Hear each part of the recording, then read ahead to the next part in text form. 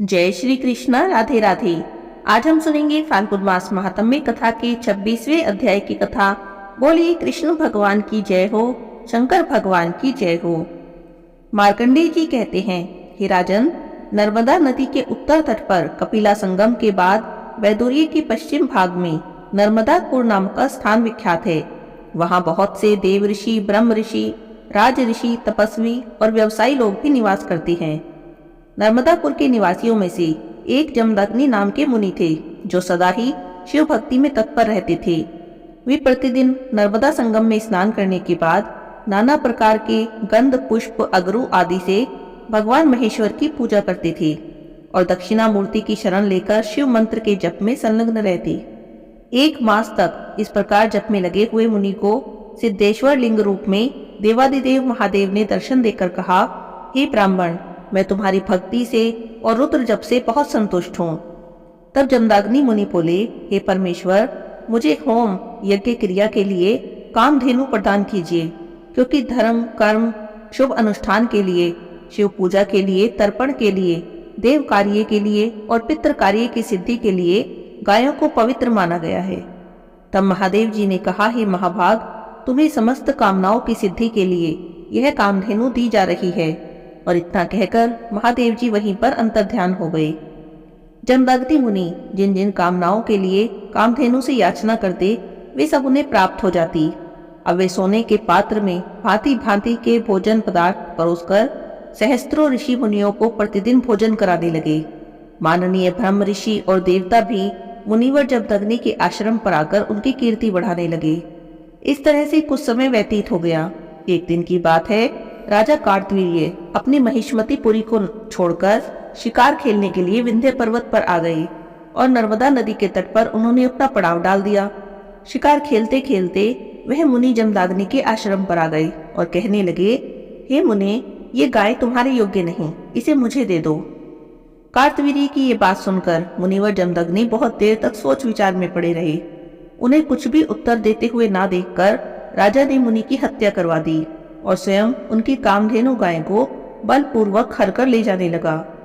जब वह आश्रम से बाहर निकला, तब उस कामधेनु पर कोड़ों की मार पड़ने लगी। बार बार ताड़ित होने पर गाय ने श्राप देते हुए कहा, अरे ओ राजन, तुम कैसा अधर्म कर रहे हो।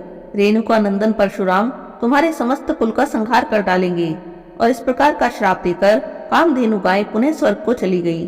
उस समय लोगों में तो हाहाकार मच गया और सब कहने लगे, यह कौन दुराचारी आ गया जिसने ब्राह्मणों के कोप को बढ़ाया है।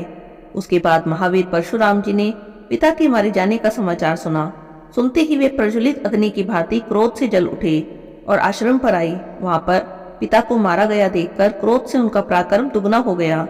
वे सहसा ही उठकर महिष्मतीपुरी की ओर चल दिए और वहां राजा कार्तवीर्य अर्जुन को देखकर परशुराम जी ने बड़े क्रोध से कहा, अरे ओ नराधम, खड़ा रहे, मेरे पिता की हत्या करके अब तू कहाँ जा सकता है। और ऐसा कहकर उन्होंने अपनी कुल्हाड़ी हाथ में ले ली और कार्तवीर्य की भुजा रूपी वन को उसके मस्तक सहित काट डाला। उस समय मुनिवर परशुराम क्षत्रिय जाति के लिए प्रियंकर बन गए थे। महापराक्रमी दुरात्मा कार्तवीर्य के मारे जाने पर देवताओं की दुंदुभियां बज उठी। आकाश से फूलों की वर्षा होने लगी। उसी के प्रति क्रोध होने से परशुराम जी ने समूची पृथ्वी को क्षत्रियों से रहित कर दिया और इस प्रकार अपनी प्रतिज्ञा पूरी करके वे अपने पिता के आश्रम पर लौट आए। माता और अन्य मुनीश्वरों को नमस्कार करके उन्होंने विधि पूर्वक परशुरामेश्वर महादेव की स्थापना की। उसी के समीप ही विशोका, एरिंडका और पावनी नाम की 3 शिलाएं हैं। उन पर परशुराम जी ने पिता की मरणोत्तरकालीन श्राद्ध और क्रियाएं संपन्न की। उसी स्थान पर एक कपिल वर्ण की शिला है, जो देवद्रोणी के नाम से विख्यात है। अगर वहां पिंडदान किया जाए तो पितरों को स्वर्ग प्राप्त होता है। हे राजन, इस प्रकार मैंने तुमसे नर्मदापुर का महात्म्य बता दिया। इसके सुनने से या पढ़ने से देवलोक में देवत्व की प्राप्ति होती है।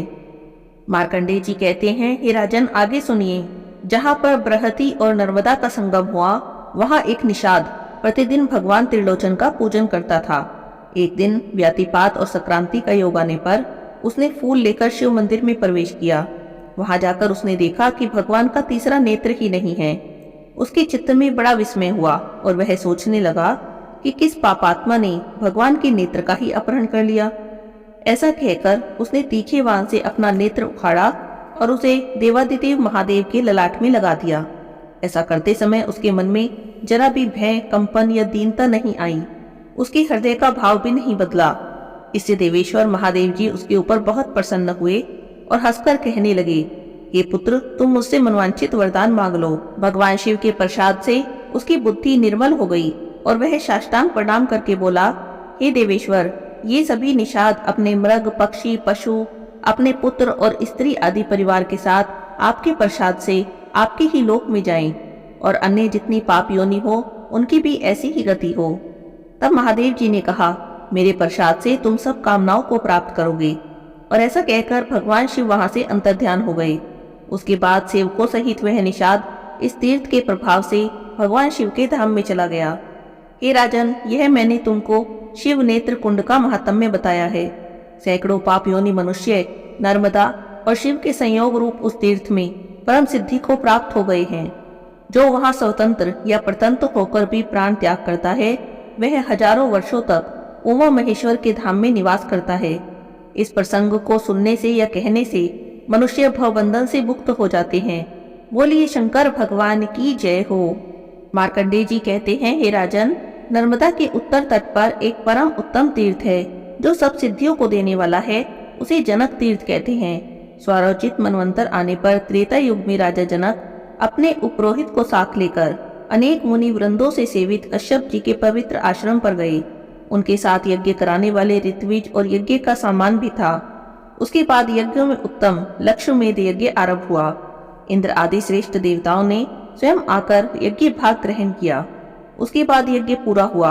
राजा नर्मदा नदी में स्नान करके पुत्र और पत्नी के साथ सुशोभित हुए। फिर शिव और विष्णु का पूजन करके उनके वरदान के प्रभाव से वह दिव्य विमान पर आरूढ़ होकर दिव्य लोक में जाते हुए देखे गए। मार्ग में उन्हें देखकर धर्मराज जी उठकर खड़े हो गए। अर्घ्य पाद्य आदि देकर पैदल ही उनके साथ विमान के आगे आए। निकट आने पर उन्होंने हाथ जोड़कर कहा, हे महाराज, आपने तपस्या, ध्यान योग, दान और देव पूजन के द्वारा भगवान शिव और नर्मदा देवी के प्रसाद से संपूर्ण दिव्य लोकों पर विजय प्राप्त की है। यह सुनकर राजा जनक ने धर्मराज जी से कहा, हे प्रभु, सर्वत्र अपनी प्रभा फैलाने वाले भगवान सूर्य जिस प्रकार जीवों के आराध्य है, वैसे ही आपकी भी मूर्ति है। ब्रह्मा, विष्णु और शिव ये जीवों के कर्मों के साक्षी हैं। अभी राजा जनक और धर्मराज जी बातें कर ही रहे थे कि इतने में ही देवराज इंद्र, देवऋषि नारद, पर्वत और अन्य श्रेष्ठ मुनि भी राजा जनक का आगमन सुनकर धर्मराज जी के नगर में आए। धर्मराज जी ने सबका पूजन किया और वे सभी लोग आसन पर बैठ गए। उसके बाद नारद जी ने पूछा, हे धर्मराज जी, पृथ्वी पर कौन से देश, कौन से पर्वत, पवित्र नदियां, आश्रम और तीर्थ ऐसे हैं जहां किए हुए मनुष्यों के दान, होम, जप, तप आदि कभी क्षीण नहीं होते? यह सब यथार्थ रूप से बताइए। तब धर्मराज जी ने कहा, हे मुनिवर, नर्मदा के उत्तर तट पर लक्ष्मेध नाम का एक तीर्थ है। वहां पर लक्ष्मेधेश्वर नाम का एक शिवलिंग है जो परम पवित्र है। भगवान शिव से बढ़कर कोई देवता नहीं है। नर्मदा से बढ़कर कोई नदी नहीं है। सत्य से बढ़कर कोई धर्म नहीं है। और सब प्राणियों पर दया करना ये सबके लिए परम धर्म है। जो मनुष्य भगवान शिव के चिंतन में तत्पर हो, नर्मदा नदी के तट पर निवास करता है, उस पर तो यमराज का भी शासन नहीं चलता। वह कभी यमलोक का दर्शन नहीं करता। ब्रह्मा, विष्णु और शिव ही उसके स्वामी होते हैं। धर्मराज जी के द्वारा कहे हुए इस आख्यान को सुनकर नारद जी आदि महर्षि बड़े ही प्रसन्न हुए। आगे क्या हुआ हम अगले अध्याय की कथा में सुनेंगे। आज के अध्याय की कथा यहीं पर समाप्त होती है। बोलिए कृष्ण भगवान की जय हो, शंकर भगवान की जय हो।